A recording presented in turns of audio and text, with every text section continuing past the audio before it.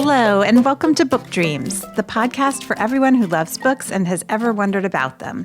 I'm Julie Sternberg, author of a number of children's books, including Like Pickle Juice on a Cookie and its sequels, and the Top Secret Diary of Celie Valentine series. And I'm Eve Yohalem. I'm also a children's book author. My books include The Truth According to Blue and Cast Off, The Strange Adventures of Petra de Winter and Bram Broen. In each episode of this podcast, we consider a book-related question. And in this episode, we're exploring why books? What is the value of teaching English? And what makes a reader? What are the kinds of books that work well with students and why? So we came up with the idea for this episode because, of course, like everyone else, we're following what's going to happen with schools. When are they going to open? How are they going to open? How much schooling will kids miss? You and I both have kids in college, and it's been quite a roller coaster in terms of will they be in person? Will they be online? At the same time, there's a long-standing debate about the value of humanities. Lots of people are questioning what's the point of studying all this literature, particularly after you leave high school. But even before that, what's the point of studying fiction? I think we're seeing a lot more nonfiction coming into K through 12 curricula than we ever have before. So let's make our case. Why? Yeah, exactly. Why exactly. books? Why books? And we also wondered, how is the teaching and learning of English going in this very crazy time? Right, with all these particular constraints. So luckily, Sara Beasley was willing to talk to us. Sara has been teaching English for about 34 years. In a certain sense, she was destined to be an English teacher because she comes from a long line of teachers on both sides of her family. Her students have ranged in age from sixth graders to seniors in college, and she is proud to be the mother of a book-loving 12-year-old son.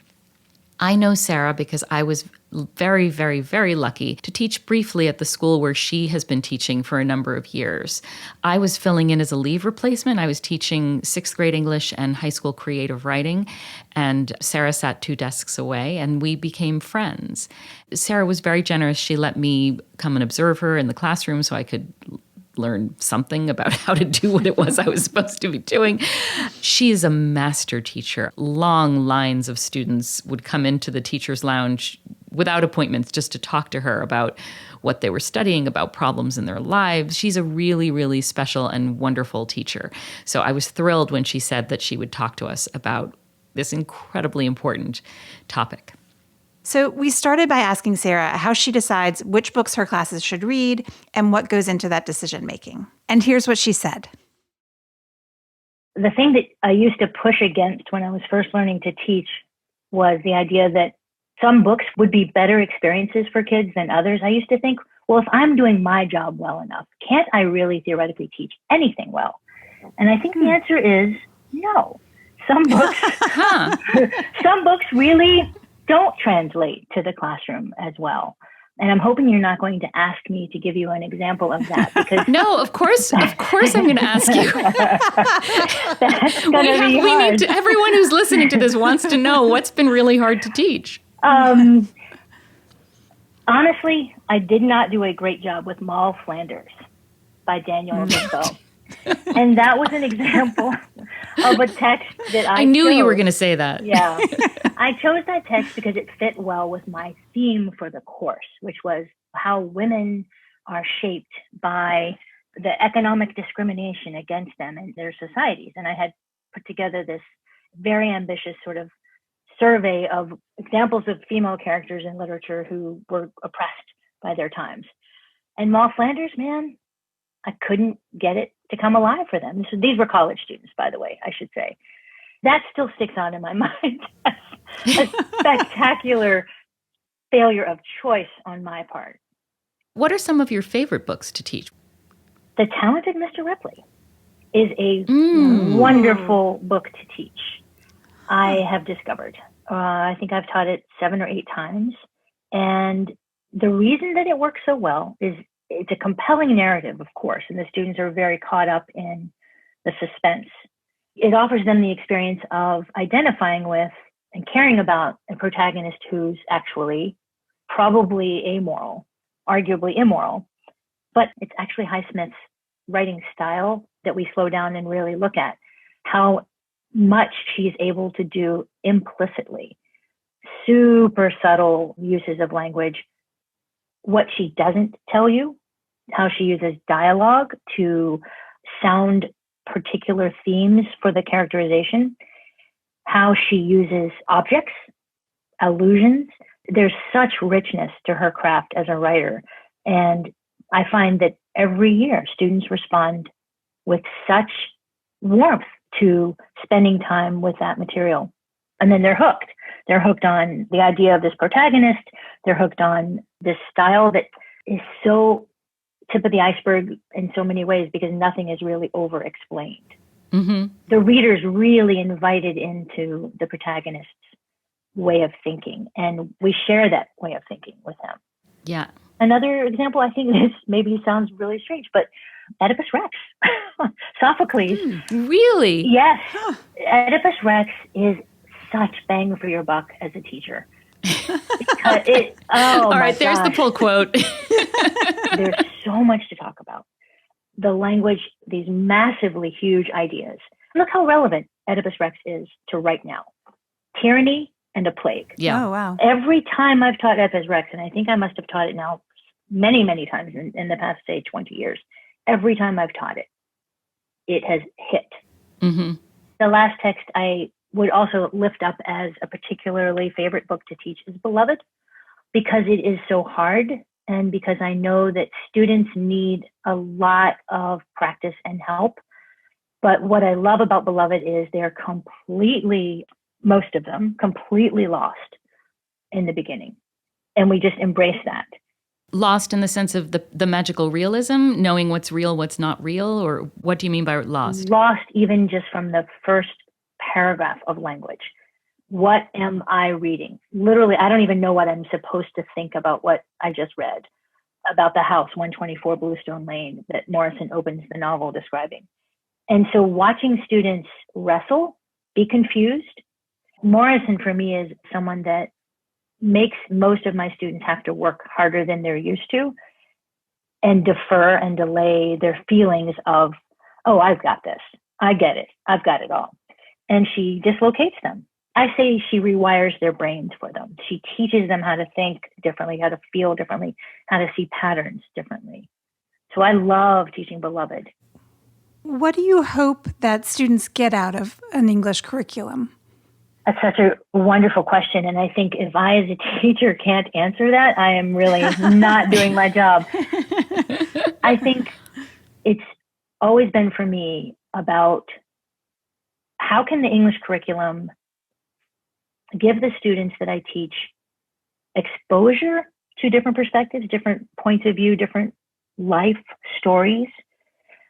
But then having given them those, and you might have heard this familiar formulation of mirrors and windows.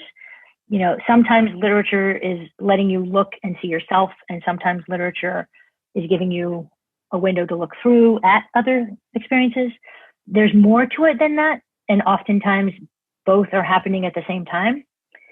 But I guess that others' experiences can be viewed with both imagination and empathy, with identification and a sense of revelation, like, oh, I've never seen that or thought that before. That's what I want the literature itself to give the students. But the curriculum is more than just the books. The curriculum is also what we do with the books, how we respond to them in discussion, how we respond to them in writing, how we respond to them even in those private moments where each of us is reading alone and just having thoughts. Mm-hmm. I have so many other hopes for the curriculum. I mean, I want the students also to gain language that they've not had access to before. We'll teach Macbeth and we'll have the students choose a single word, a noun, something that's pretty concrete in the text, and have them really think deeply about that word and how it works. And just empowering them to see that not only is their craft at work with a novelist or a playwright choosing a particular word and then maybe repeating it or maybe playing with it in some way or interrogating it, but they can see that there's a whole set of ideas attached to that word, and it's not just one thing. So in the end, the student develops an appreciation for complexity. And the last thing is related to that empathy piece, which is that students realize that they are connected to other people, that they're not standing in judgment of them, but they're really sitting alongside them and having the chance to maybe turn their heads in the same direction as those characters so that they kind of see what that character sees. Those are the hopes. I'm really struck by what you said about complexity. Kids learning that there are multiple perspectives, multiple truths. We live in such a binary, polarized time. That feels more essential than ever. Yeah. Yeah. And being patient. If you don't think you have the answer, maybe there isn't just an answer. Maybe there are multiple answers or contingent answers. A lot of times students, especially in 8th, 9th, and 10th grade, they're pretty keen to know the answer. So part of what I'm also seeing is I'm trying to inculcate a sense of patience with process and knowing that ambiguity is actually an answer. Right. That's such an important life lesson now. Being comfortable with ambiguity or uncertainty is so important. You were talking too about literature being a lens for understanding the experience of others. I'm curious, you're a white woman and you've taught courses about African literature and African American literature for many years. What are the challenges in teaching books that are written by and about people whose cultures and races are different from your own? And what do you do to address those challenges? In taking on, these courses, and these have been deliberate choices for me because these are the areas for me as a learner that are the most in need of attention. And so I've been able to, as a teacher, I've been able to position myself as a fellow learner with my students. I've only been doing this for about the past 7 years of my career. Have I been really exclusively seeking to teach outside of what I would have called my expertise? It's shown me, it's sort of a simultaneous, maybe a contradictory understanding. On the one hand, let's take African literature, for example. Yobami Adebayo is a contemporary Nigerian writer whose novel Stay With Me I've taught now 3 times. And every single time my students, who are not African for the most part, a couple of them have African heritage, but not all of them, none of them is from Africa immediately. My students have been really astonished at how much they recognize, how much, in spite of a cultural difference, how much feels truly personal to them and recognizable as such. So there's a spiritual alignment that you then discover. Mm-hmm. And the second thing is just to understand that being tremendously ignorant of the work and the writing of a lot of really amazing practitioners is not okay. And these courses have energized me, and I've really committed to reading much more widely and much more deeply in exactly those places where I feel the least familiarity. And what I gain from it, I'm never going to gain certainty or familiarity or authority, but what I am going to gain is experience. Mm-hmm. And I feel like what I'm doing then with my students in these classes is we're exploring, but we're also acknowledging that the curriculum historically in the United States, at least in most schools that I'm aware of, has been pretty limited. Yeah. And it's shocking when you realize there's so much great work that hasn't yet quite made it into the usual rotations. And I'm really thinking of high schools. I think colleges are probably in a better place with this. But in high school, canonically, there's so much room for adding new voices and more global perspectives, and specifically getting away from really the heavy British legacy. Mm-hmm. And of course, the irony is that in a lot of African writing, especially West African writing, well, East African too, and certainly South Africa, you've still got to disentangle the colonial, the colonizer. Unless you're reading Ethiopian books. Right. That's the only exception. Yeah. And there's some wonderful new Ethiopian writers. Do you guys know Maga Mengistu? No. The Shadow King is her second novel, which is about the Italian attempt to invade Ethiopia. Mm-hmm. And it's a super novel, feminist, about these core of women who go into the hills and help defeat the Italians. It's just a wonderful book, hugely researched, and just a super gripping narrative. And I'm dying to teach it in my African Lit class. It's about 400 pages. And for my purposes as a high school teacher, I tend to know that students, with one exception, students often will balk if the novel is super, super long. I did manage to figure out how to teach Crime and Punishment Sorry, I have to ask, how did you figure out how to make that one in particular appealing? Making them read it really fast and telling them that it's a page turner. And we read it after The Talented Mr. Ripley. And so what I tell them is that Highsmith said often that Crime and Punishment was, and Dostoevsky in particular, is one of her biggest literary influences. So then they read Crime and Punishment looking for how it helped her with Ripley. That just is like a literary treasure hunt for them. Mm-hmm. Yes. They can then get invested in that project. What does it look like when a reluctant reader becomes a book lover? I'm guessing you've seen that more than once. So reluctant readers are my favorite students to teach because I hear them say things like, well, I really hate reading, or it hurts. Sometimes I'll just say that it hurts. My eyes hurt, my brain hurts. And I think what has to happen, those students, not always, but often the way to get them to become lovers of reading is I have them do a lot more writing. I have them think about what do they have to say. And then it's a process of unleashing the creative person inside the reluctant reader. And before you know it, that person is producing work, is writing. And then it's not such a big leap for that person then to fall in love with other people's writing. But I think what's necessary is she has to first fall in love with her own writing. Fascinating. I've never thought about writing as the way into reading. No. It's usually the other way around. Right. Let's talk about the COVID era. Let's talk about what we're going through right now. What are the questions that we should be asking about education and the teaching of English in particular now?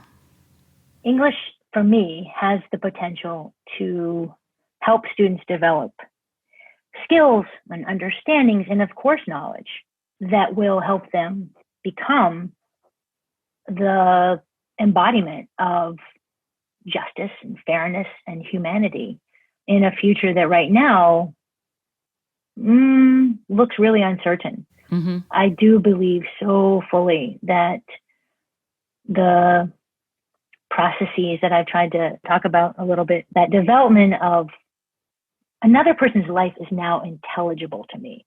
And once that person's life has become intelligible to me, don't I have a responsibility? Don't I have caring? Don't I have some stake in that person's well-being? Even if that person's imaginary and doesn't exist, there's going to be a person I'm going to encounter in my life who's going to remind me of that person. And I'm going to have a little bit more access. I think in this era of widening disparities and inequities, our best hope is to get us all standing shoulder to shoulder and looking in the same direction, and not necessarily looking at the same things, but maybe looking in the same way. Mm-hmm. I really think a lot about sight and seeing. You may have strong feelings about this poet. Some people do. Theodore Retka. There. I always don't trust my pronunciation. There was a poem that he published. I came across it this spring when I was doing some reading, and I've been doing a lot of writing in my journal. And I wrote down this line: in a dark time, the eye begins to see. So just kind of playing with that notion that you can actually see better, right? Mm-hmm. You can see differently. You can see more. It is, right? Yeah. So I've often thought as a teacher that if I can get students to kind of think about the connection between what they see and how they see and their other I, which is the personal pronoun I, right?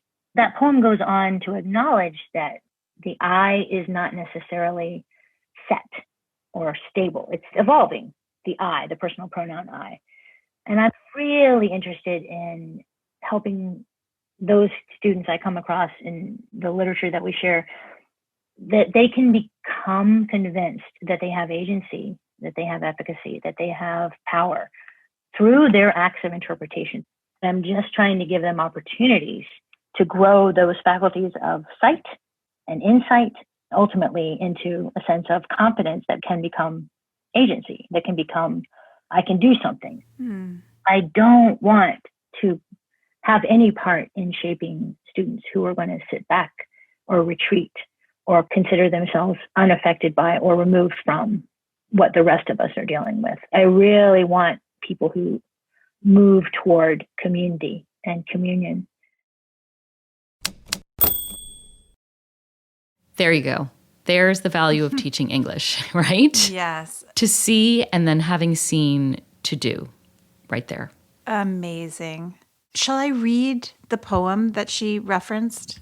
Because of course. Yes. Of course okay. you went and looked it up. Yes, thank you.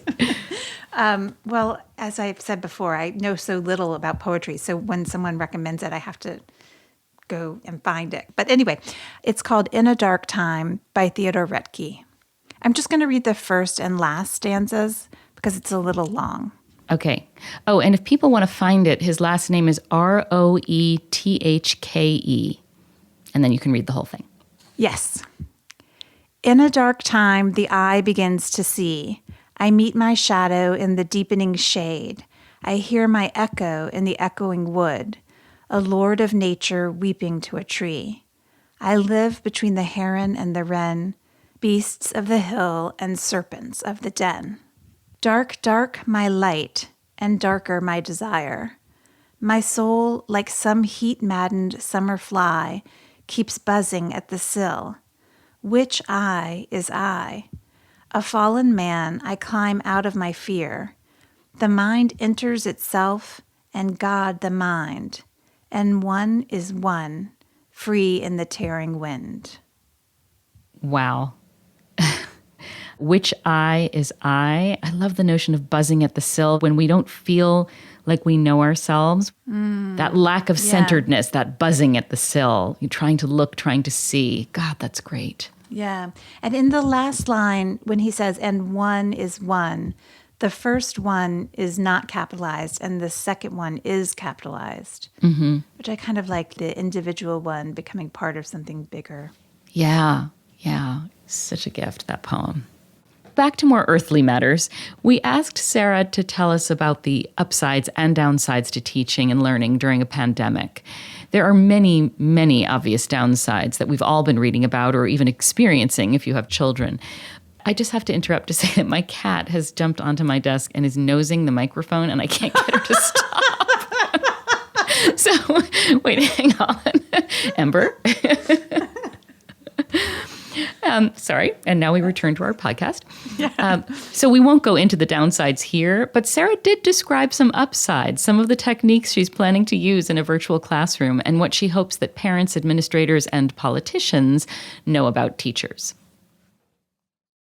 You both may have read this or heard this, but it is true that for some students, remote learning brings out the best in them.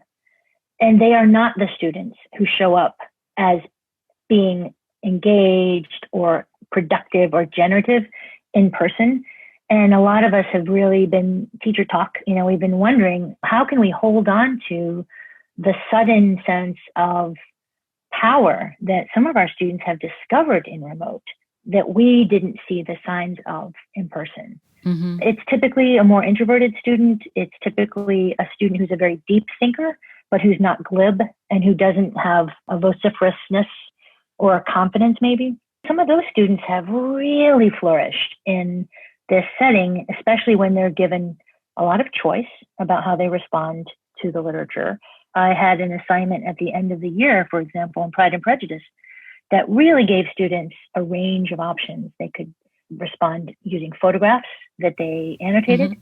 They could respond by making a piece of art that they took a picture of and then annotated and shared with us. I also had a surprising amount of success with oral presentations over Zoom. Mm-hmm. I was really nervous about how is this going to work over Zoom? And it was actually fantastic because each person presented to the rest of the class over Zoom. And we had that kind of feeling of intimacy that we used to have back in the classroom. I would imagine that kids have a better sense of what they want to be looking at, than we do. And so I would imagine that they crafted their presentations with that in mind. Exactly. I'm learning a lot about how much better it is for students if they have more control. And there's something about the virtual space which gives more agency to some students that they can then take advantage of. Yeah. Yeah.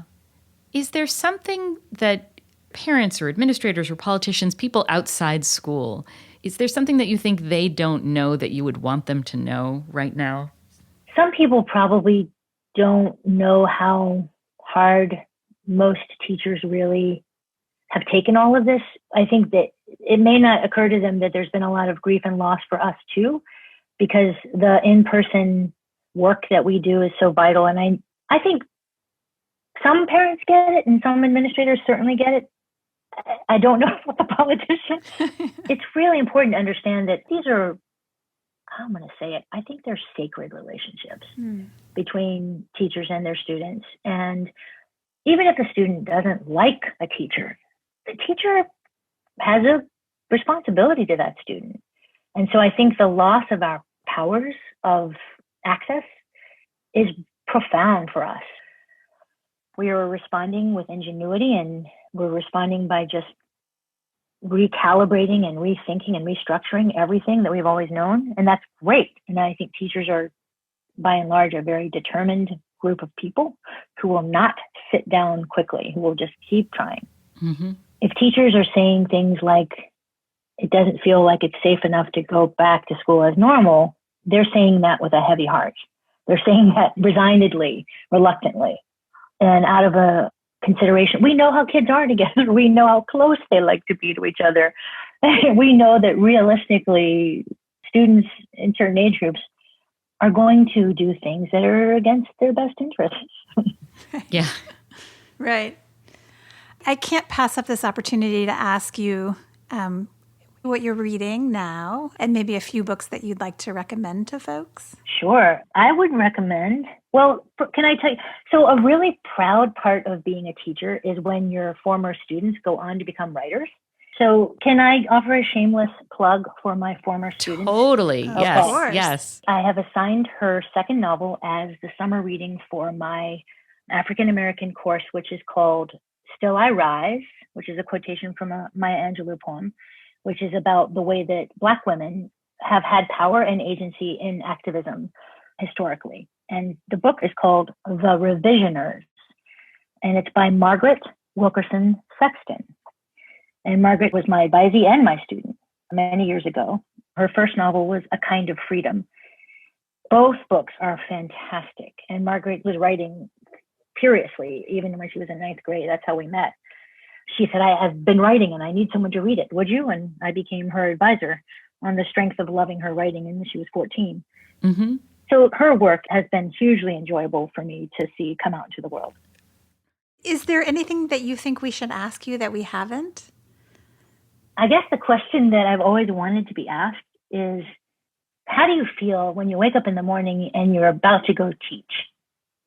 That's the question I've always wanted to answer. Okay. Well, how do you feel? Even in COVID, even in the time of remote learning, if it's a day I wake up and it's a weekday and I know I'm going to be teaching that day, I am happy and I'm excited. And it's always a little bit of a mystery. Every single class. Mm-hmm. How are they going to respond to Frankenstein? What are they going to have to say about Crime and Punishment? What's going to trip them up? What's going to engage them? I mean, I just want to know the answers to those questions so much. And then when I read their work, what depths are they going to discover just because I asked them to write something and they did? And then when I read it, what am I going to discover about them that I didn't know before? I feel so fortunate that my days are full of mystery and wonder, and that I never write about the answers. If I make predictions, I'm never right. It's always exceptional. Oh, I'm feeling so inspired.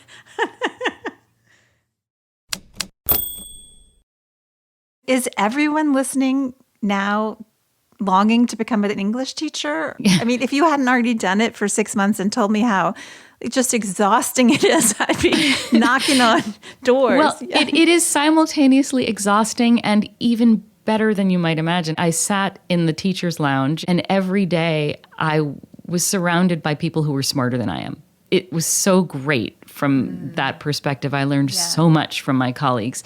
But yeah, it is exhausting. The thing that drives me nuts is when people say, well, it's such a great job. You get summers off and all those vacations and blah. No, you don't actually. First of all, many teachers take jobs during the summer because their school year jobs don't pay enough for them to take summers off.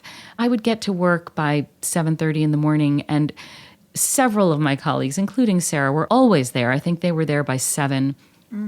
I never saw Sara leave before 4. I don't know what time she left because I would usually leave by 4.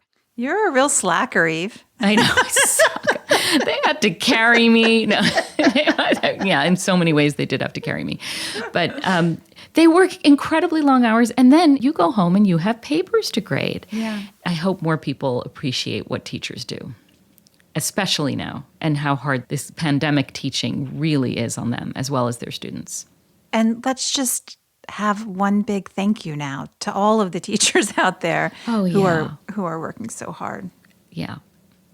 That's it, I think, for this episode of the Book Dreams podcast. Thanks so much for listening. Please subscribe if you haven't already. And if you like the podcast and think someone else would too, please rate and review us on Apple Podcasts or your favorite podcast player. Be sure to let us know if there's a book-related topic you've wondered about, and we'll try looking into it in a future episode. You can reach us for that reason or any other at contact@bookdreamspodcast.com. We're also on Twitter at bookdreamspod and on Instagram at bookdreamspodcast. Many thanks to our associate producer, Gianfranco Lentini, and to our theme music composer, Maya Polsky. You can find Eve at eveyohallam.com and me at juliesternberg.com. And check out the podcast website, www.bookdreamspodcast.com. Until next time, happy book dreaming. Happy book dreaming. Come listen to Book Dreams with Julie and